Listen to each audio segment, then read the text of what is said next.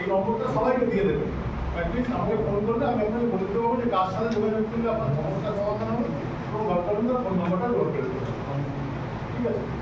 এবার আরেকটা জিনিস বলে দিই, সেটা হচ্ছে আপনারা প্রত্যেকেই কোনো স্কুলে কোনো কলেজে পড়েন। ঠিক আছে।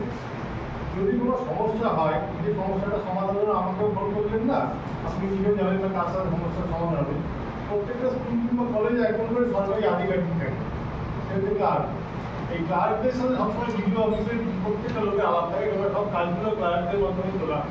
তাকে গিয়ে একদিন জিজ্ঞেস করবেন যে এই দপ্তরের আধিকারিকদের তার নাম এবং ফোন নাম্বার কাউকে দিন।